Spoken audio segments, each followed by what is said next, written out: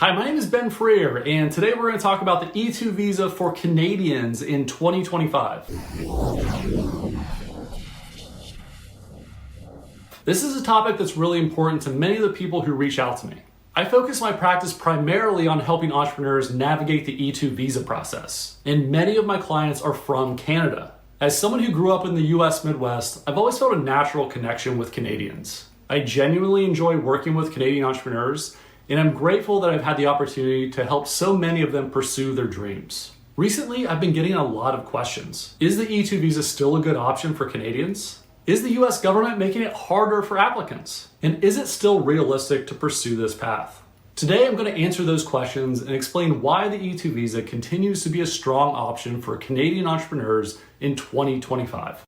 First, despite some political tension at the national level, Americans at the community level continue to view Canadians as trusted friends and partners. In most places across the US, Canadian entrepreneurs and their families are welcomed with open arms. Beyond that, the US offers major business advantages, including access to a larger consumer market, lower corporate tax rates in some states, more flexible regulatory environments, and easier access to venture capital and business networks. These factors continue to make the US an attractive place to start or expand a business. Now, let's talk briefly about broader economic trends. The Trump administration's Invest in America focus, combined with the America First agenda, has reinforced the idea that investment drives economic growth. Programs like the US Investment Accelerator show that both large and small investments, especially those creating US jobs, are welcomed.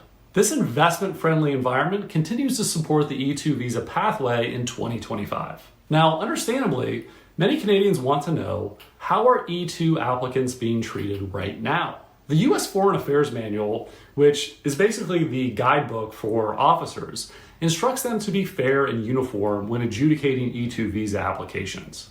It also emphasizes that the purpose of the E-2, in part, is to strengthen economic ties between the countries. At the US Consulate in Toronto, this spirit continues to be reflected in how cases are handled. For the last several years, Toronto has been one of the best places for E-2 applicants. And based on my experience in 2025, that remains true. Officers, from what I've seen, are treating applicants respectfully, applying the law correctly, and processing cases in a fair and efficient manner. Also, it's worth mentioning that Pete Hoekstra was recently appointed the US Ambassador to Canada. Ambassador Hoekstra has publicly emphasized the importance of the US-Canada relationship, calling Canada our most valuable trading partner and a key economic partner. And while he does not oversee consulate operations directly, his focus on maintaining strong diplomatic and economic ties is a positive sign for the overall relationship between the countries. Now, what about processing times? As of spring of 2025, the US Consulate in Toronto continues to process E-2 applications efficiently.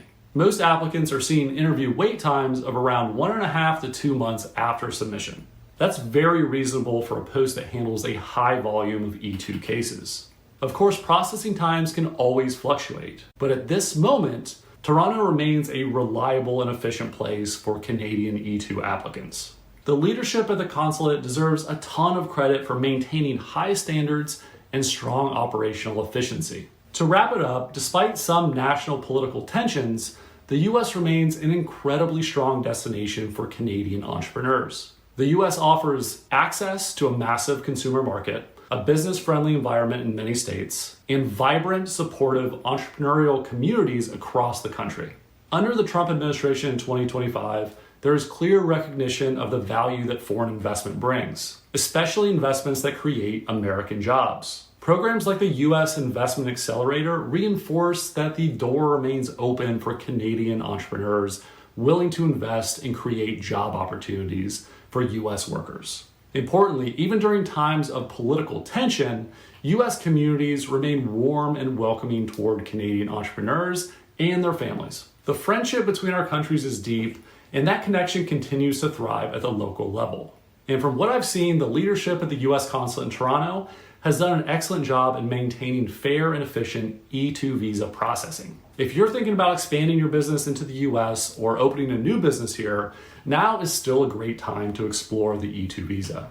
Thank you so much for watching, and if you found this video helpful, Please feel free to like, comment, or subscribe for more updates on the E-2 visa and US business immigration trends. We'll see you in the next video.